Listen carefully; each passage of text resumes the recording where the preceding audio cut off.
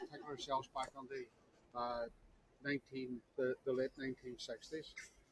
But that conflict uh, that some people think started in 1969 actually started in 1169 when uh, the British first came here.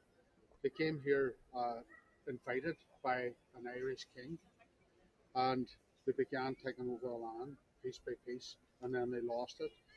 And the British became Irish, more Irish than the Irish themselves, spoke the language, dressed the dress, married the local women, and very often went into rebellion against those that they were here to colonize on behalf of. A very long story, but we'll not delve too deeply into it, at least not today. Maybe if you want to take a degree in Irish history, you can take 3 or 4 years out and study it that way. Uh, but uh, anyway, after many wars, rebellions, armed conflicts, the British moved large numbers of loyal British citizens who were Protestant by religion. If you were a Protestant, it meant you were loyal to the Protestant monarch of Britain. Therefore, they were seen as loyalists. So we'll try and repopulate the most rebellious Gaelic part of the country, and that's the north, the northern counties. Just watch yourself there, lads. Uh,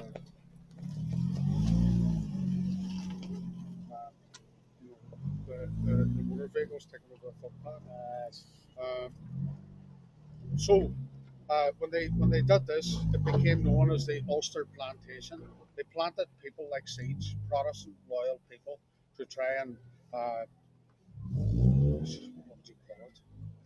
do you call it? Civilize, repopulate and civilize community. Try and put manners on us Irish savages. Teach us the way of the Lord and the way of the British monarchy. And the Irish didn't like that, and quite often they went under rebellion. War after war, rebellion after rebellion. Uh, the Protestant loyalists had unartificially created majority of the population in the northern counties. So there had to be some sort of a peace agreement, and for right or for wrong, it was decided that the northern part of the country would be divided from the southern part. So you had a Protestant loyalist country for a Protestant loyalist people, and in the south, a Catholic nationalist uh, country for a Catholic nationalist people. They were a mirror image of each other, and then there was war every decade thereafter to try and bring the country together. Irish Republicans wanted a republic separate from a monarchy, and there has been fighting ever since. But it kicked off really, really big at this spot here in 1969. And some other fateful events happened at this very spot some years later. For example, an event known as Bloody Sunday, the Bogside Massacre. But we will also touch on these events as we move along. So we start with the Battle of Bogside 1969, internment, Bloody Sunday, the hunger strike of 1981, and then finally wind up with the peace process which brought about the Good Friday Agreement. So in 1969, there had been protests. Catholic people were being denied their rights in voting, in housing, and in employment. It was all jobs for Protestant people. Uh, Good houses, one single Protestant lady living in a three-bedroom house, whereas three or four uh, Catholic families were squeezed into a small tenement dwelling with a room each, sometimes large numbers of children. And on one occasion, some of my relatives were burnt to death, uh, along with people from two other families in a tenement dwelling in the Bogside. Uh, this is how the Catholic people were being treated. They were being treated as second class citizens. So they went on the march to call for their rights. The marches were banned, and the police were ordered to attack the marchers, which they did um, very gladly and very eagerly. They beat them with wooden batons and turned on water cannon. And when the people resisted, they fired CS gas, which is an irritant of the eyes and nose and throat. And we will also touch on that as we move along. But the weapons of war were very quickly deployed against these Catholic marchers, protesters, who I have to add were supported in some cases by Protestant friends, relatives, and supporters, and they too were beaten. Uh, and it culminated in the August 1969. There was a loyalist march through this city, which the people had learned the marchers of on that march, along with the police and supporters, would attack the Bogside area. So the people prepared to defend.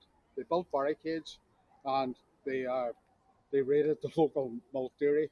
43,000 milk bottles were stolen that weekend to make Molotov cocktails or petrol bombs. Uh, Part of the Bogside was still a building site. There were bricks, stones, wire, dumpers, we tractors and all sorts of things for ferrying ammunition in what was believed would be a riot to end all riots. And as the march passed the bottom of the street, Bogsiders were there. There were taunts coming from both sides, and then that culminated in people throwing things at one another. The police the whole time faced the nationalists, and after a while they donned riot gear and made a charge up the street. And when they reached this spot, the nationalist rioters turned on them and fought them up and down these couple of streets for 2 days and for 2 nights between the 12th and the 14th of August 1969. In sympathy, Catholic nationalists throughout the northern counties went on the offensive, and there were riots in Belfast, Dungannon, Lurgan, Newry, Armagh, different towns. Uh, the police in this city were defeated. They were beaten back to their barracks just on the street below. They were exhausted. The British Army were deployed and put on the streets, and from that point onwards, it was a recognition, even if they weren't going to say so, that this was war. This was not crime or mad rampage or a criminal escapade. The British Army were now on the streets. The Irish Republican Army, a guerrilla armed group, the Irish Republican Army, deployed their people, and the IRA and the British Army were fighting one another. Loyalists had already been, the Ulster Volunteer Force, UVF, had already been attacking Catholics and carrying out bombs long before this. So you had a number of armed groups now on the streets, bombing and shooting and doing all the military types of things that you would see in a war. But it wasn't all out war. It was guerrilla attacks and offensives. Okay, so just before we leave this spot, that wee uh, oval plaque on the wall marks the spot where an IRA volunteer lost his life. And the IRA have erected quite a number of those little plaques throughout the city where a volunteer has lost his or her life. Uh, on this occasion, it was 19-year-old John Stars. He, along with another comrade, went to that spot there. There was a wee wall there. They took aim at a British military checkpoint, a permanent checkpoint, which was at the bottom of the street. People nicknamed it Checkpoint Charlie. They fired some shots, and some soldiers hidden in a building that stood at that spot opened fire on him from behind and killed him and wounded his comrade. And like I say, the spot has now been marked. They couldn't do that for everybody because some people were killed behind enemy lines, and such a plaque would be vandalised or destroyed. Okay. So we continue up the street now.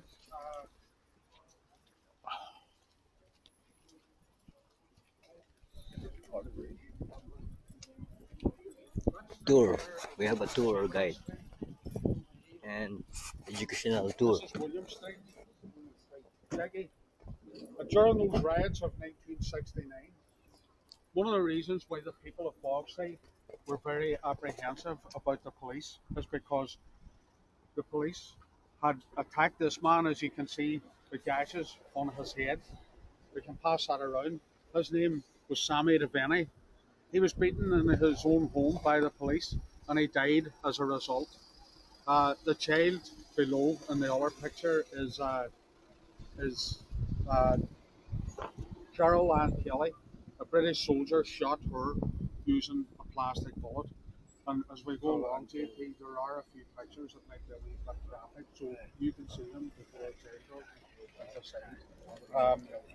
Okay, sorry. Now,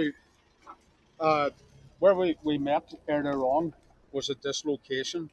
Uh, you can see it's right in the middle of the river because the ground where we stood when we first met was reclaimed from the river.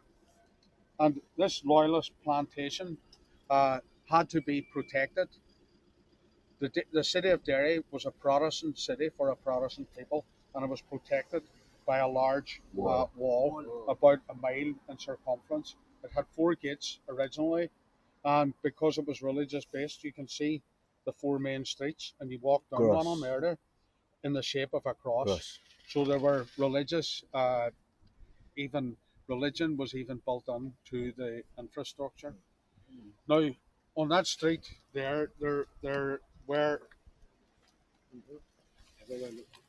this is the street that we now stand at the end of, and we're looking up.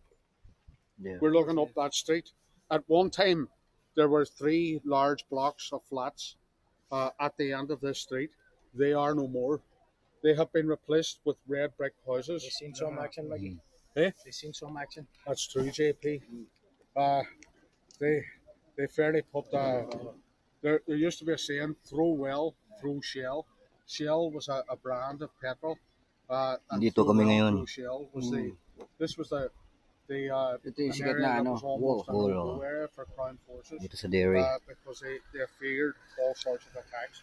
Now these flats were used from 1969 onwards, almost as a fortress. But you will hear more of this as we move along. I can also pass that photograph around. Oh, sorry, I can't save some of it. Akin na. Tapo na. Finish with it, Ken. Finish. Tell me, put it on here on it. This photograph was taken on that street in 1972. Yes, folks. 1972, on the event that was known as Bloody Sunday. The picture shows a 17-year-old boy called Jack Duddy, who was shot through the back as he ran away from the soldiers. The priest, on the left of the picture, you can see a white handkerchief in his hand. People waved a white handkerchief to show their peaceful intentions, that they weren't armed.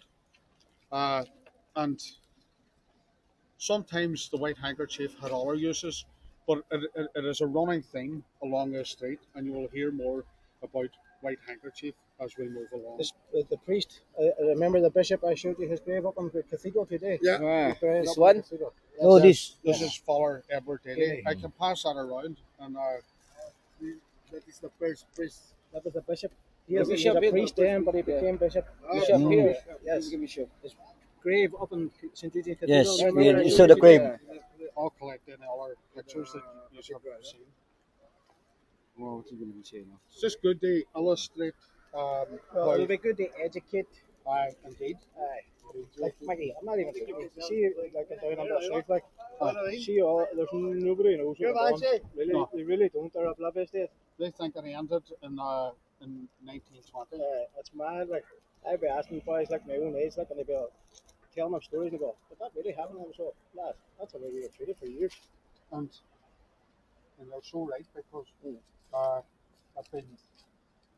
had many a person of a good age, you know, people a lot older than me, you know, they've heard about. Dito naganap yung ano, girahan dati.